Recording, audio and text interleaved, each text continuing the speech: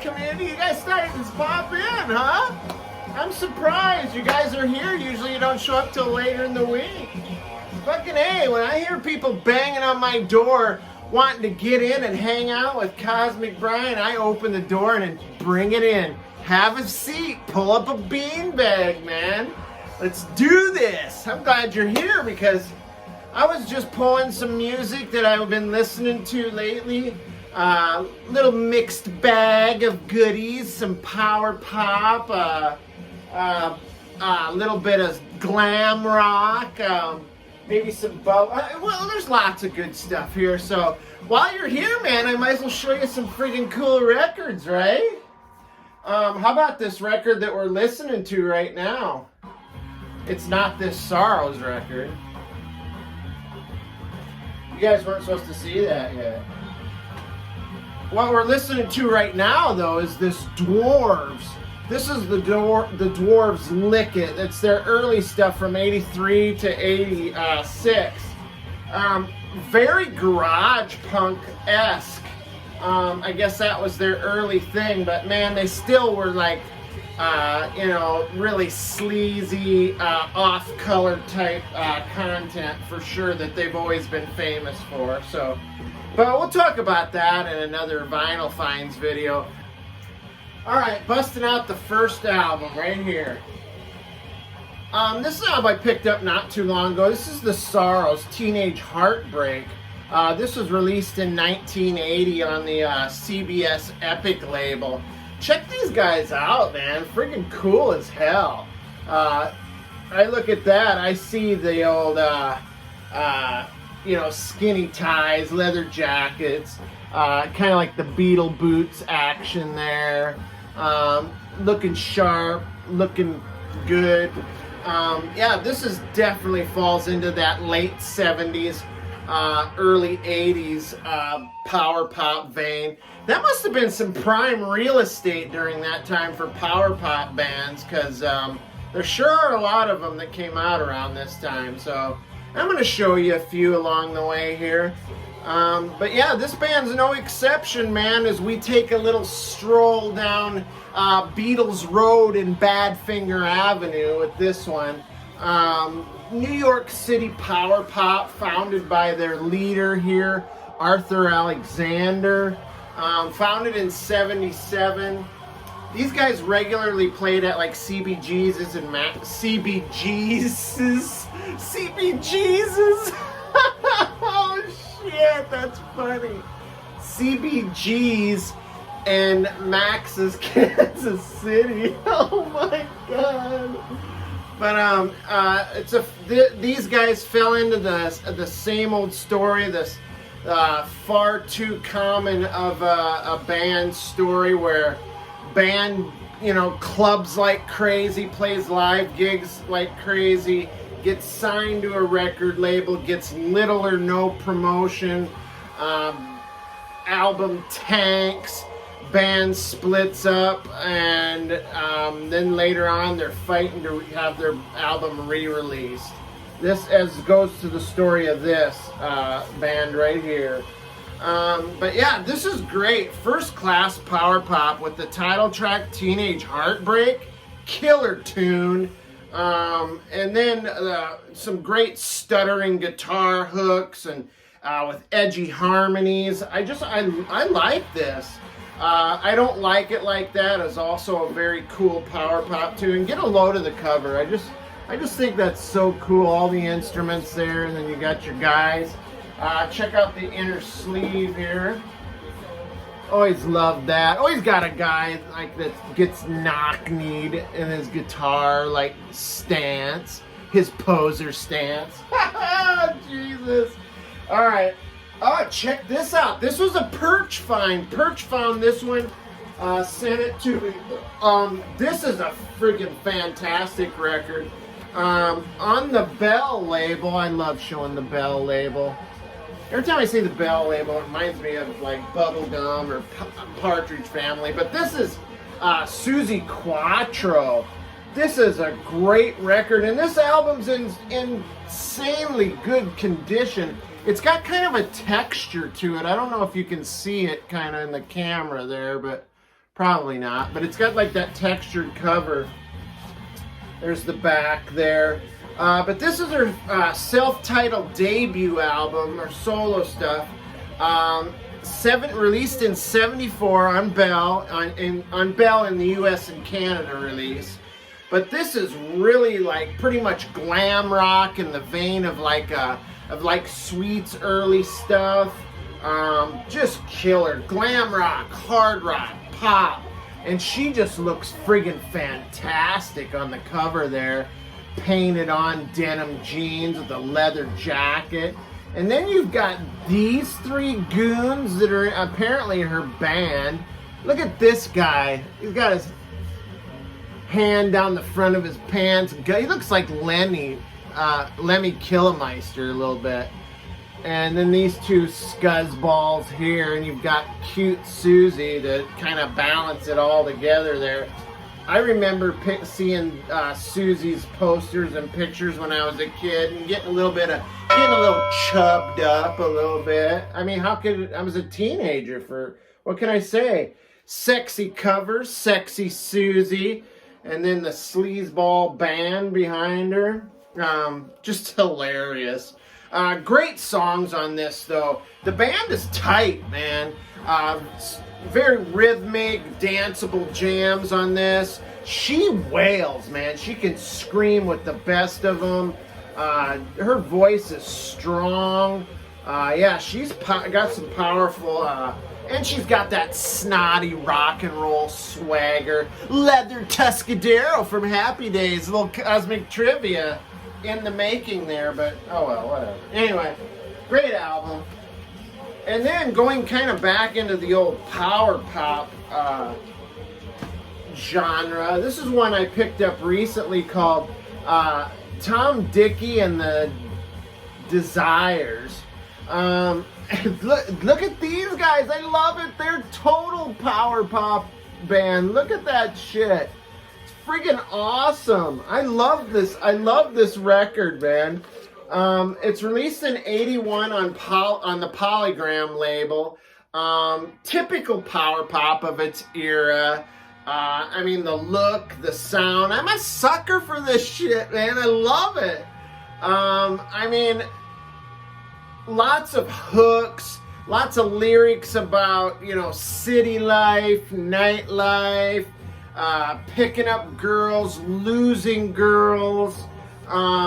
Cosmic trivia. You want a little cosmic trivia? You got it. Cosmic trivia right now. Their keyboardist on this record was Gary Corbett, and he went on to work with the likes of Kiss and also Cinderella. Toured with both bands into the 90s. So yeah, unfortunately, we did lose Gary to cancer, which really sucks. But yeah, great artist. And then check these guys out. I used to have a shirt just like that had like that square, like buttoned up in a square like that, but mine was black. But check out his boots. Those are fantastic. He's got like the Joe Jackson boots there. Oh god, that's so fucking. But yeah, and this guy's also got the dangling earring here as well, and blazers, tight pants. This guy, I believe, one of the guys is kicking it with some sweet chucks. Now this reminds me of like me wearing my a t-shirt with like zippers on it and no sleeves, maybe wearing a pair of checkered Vans, bandana wrapped around my neck. Oh, fuck. Parachute pants or something like that. But yeah, this is great. This, you know, if there didn't already exist an Elvis Costello, a Graham Parker, or Joe Jackson already doing this kind of stuff, if these guys would have came into the scene earlier, they would have probably been right there, man, pretty well known. But as the era and the time was saturated with these, they were a dime a dozen type bands like this. But you know, if they just had a little added punch. But I like this, so it was well worth the $10 I paid for it. So now this is just another one for my bubblegum collection. It's a comp. Now you'd think, oh God, doesn't he have enough bubblegum comps? But this one was kind of unique in the fact that it didn't just have the usual suspects like the Ohio Express and 1910 Fruit Gum and, you know, all the usual suspects. This one kind of mixed it up a little bit. Stuff that I've never had on vinyl either. So it's a double album. It's on the Warner Time Life. It's called Bubblegum, Garage, and Pop Nuggets. Check it out, the band in the garage right there, the fictional band called the Seventh Wave. Part of the Time Life Classic Rock series. You've got like the Peanut Butter Conspiracy in there. You got the Woolies. You've got, what else do we got here? Sunshine Company. Lemon Pipers. I mean, this is great. There's the Woolies right there. But yeah, this is fantastic, man. This was released in '91 on the Warner Brothers label. Cover art is just fantastic. I love that they included pictures of some of the bands here. But yeah, the Woolies were an East Lansing, Michigan band. They did on this one. They do a Bo Diddley song, as do the Gants, who are also on this. They're from Mississippi State University band. They also do a Bo Giggly, Bo Diddley. Oh shit! And then there's a song on here by a band called Third Rail, which features Artie Resnick and Joey Levine, who are involved in the whole Kaznet's Cat stable of bands. Wrote a lot of those songs. In fact, there's another, the Shadows of Night are on here with a song called Shake, which was written by Joey Levine and produced by Joey Levine. And then there's also, what was it? Oh, Gimme Gimme Good Lovin', who was also written by Joey Levine, but was released under the Crazy Elephant band name as well. But this is just so great. I love this. There is 1910 Fruit Gum on here, Indian Giver, and also written by Joey Levine and Artie Resnick. So, yeah, this is great. I was happy to find this, man. It's a great comp. It's got like the Night Crawlers on this, Little Black Egg, Lovin' Spoonful, the Tremolos, the Critters, the Gants, like I mentioned, Gary Lewis and the Playboys.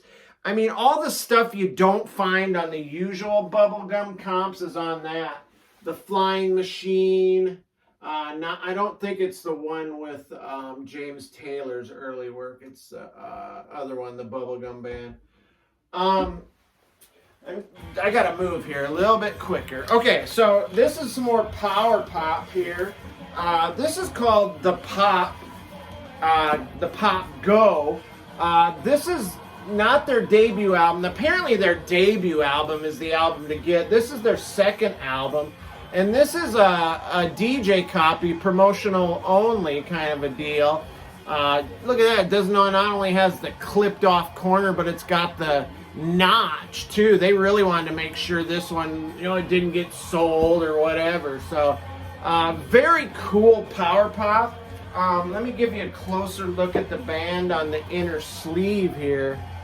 And speaking of inner, I love this. It came with this like biography thing. I suppose when they sent it to the radio station, Arista typed up this like band biography. And I find this kind of stuff fascinating. It's got their, you know, their story and, you know, their band. It's kind of like a band resume is what it is. And it was just minty and it was inside the record. I love when I find shit like that in a record. Just so killer. But yeah, that's a really good album there too. I love that stuff. Just your typical, you know, late 70s, early 80s power pop stuff, but hooks galore, cool vocal choruses, jangly guitar, everything you want in a power pop record, it's there. So check them out.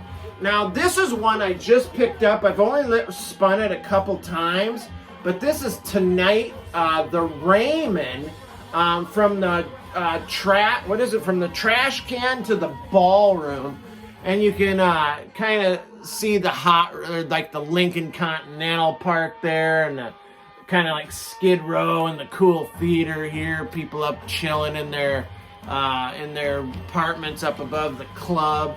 There's the band up in here, in an alley, sleazy, dirty alley. It's kind of like dirty rock and roll, man. This was released in '87. It's a double EP, spins at 45. This band is like a psychobilly, rockabilly kind of group. First thing that came to my mind when I started listening to it were the Cramps. Very fuzzy surf vibe. And he definitely has that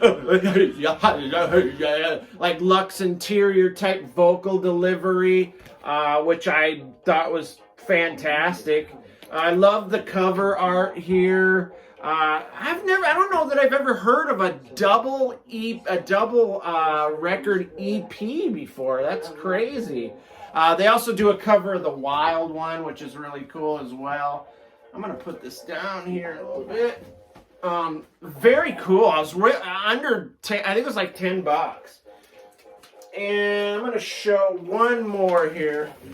Here's the Heavy Metal Kids, still in the shrink. This is pretty cool. It's this is their self-titled record. Hopefully I won't give it too much of a go, but another glam band from the mid 70s. This was released in '74 on the Atco label. See if I can show that real quick. Oh, I love it. I love the inner sleeves on these. Just all the it's in color and shows the album covers and stuff. There's the cool Atco, yellow Atco label there. But yeah, Heavy Metal Kids, kind of like reminds me of a kind of like Sweet, I guess, in the same era. But with the vocalist is probably more closer to like Nazareth with his raspy vocals than he is towards Sweet. But if you combine the two, that's what you got with Heavy Metal Kids. Hard rock, glam rock, out of London, England. It's produced by Davey D, who's from the group Dave D, Dozy, Beaky, Mitch, and Teach. Mick and Teach. Let me try it again. Dave D, Dozy, Beaky, Mitch, and Mick and Tish. Oh, fuck. I think they were featured in one of the Grindhouse films that Tarantino did. But raspy vocals, like I said, sleazy barroom rock, glam sleaze, very cool record. Just didn't have the hit, you know. There wasn't a big song to get them, above average. So, but those are just some stuff that I'm listening to right now. Very cool stuff. How about one more? I'll show one more. Also, this Rosetta Stone, another glam album, kind of like Bay City Rollers, I guess. Some people, this is a self-titled album. Some people call it Rock Pictures because of, obviously, they're in rock. The pictures are in the rock. This actually has a link to the Bay City Rollers. This cat right here, Ian Mitchell, the guitar player, actually played in the Bay City Rollers. He was in Rosetta Stone, went to Bay City Rollers, and came back to the Rosetta Stone. But yeah, this is released in '78 on the Private Stock label. And check out this inner sleeve. It's got like bios on all the... It's got like their favorite color, their influences, which I found that pretty interesting. They're influenced by like Queen, The Wings, 10cc, ABBA, ELO, Kiki D, Paul McCartney, Rod Stewart. A couple of them mentioned David Cassidy. I mean, it makes sense. I mean, they're kind of a glam rock band. Nice looking bunch of young lads right there from Ireland. But yeah, they kind of look like a mini Bay City Rollers, to be honest. They do a couple of great covers. A cover of Cream's Sunshine of Your Love, and they also do You Really Got Me by the Kinks. They kind of disco it up a little bit. Disco glam, kind of play that funky music, white boy kind of vibe to it. There's a song on here called Steel Willie that's pretty cool, and then there's a song called Judy, Judy, Judy about this girl next door who has to turn tricks as a prostitute just to feed herself. And I mean, can you imagine the wholesome lads like these singing stuff like that? But yeah, good stuff, man. I dig this. I think I heard John from Bit Bop Boom talk about them and the Heavy Metal Kids recently in his Glam Rock video. When I hear people mention about some cool albums, I'm always checking it out. That's how I find out about a lot of this stuff, man. That's how I've expanded my listening experience, by paying attention to what other guys are showing, man. And John at Bit Bop Boom is definitely one of them. Garner at Born Out of Time, Randy at Dead Wax, Madam Sin is another one, friggin' Ryan Kidd, Dr. October. I take something from everybody. Ron at Hog's Ear Report. I mean, I listen to everything that everybody... I'll try anything because I love music and I love expanding my musical palette. So anyway, I'm glad you guys stopped in to check out what the Cosmic One's listening to. Hey man, if you want to hang out more, man, hit the subscribe button. And then ring-a-ding-ding the belly thing and get notified every time we put out a video. You know what I'm saying, Vinyl Community? I don't know why I'm doing this. Getting ready to scat-a-da-da-dat. And you guys are getting ready to scat out of here. So I'll catch you on the next video. Peace and a rock out with your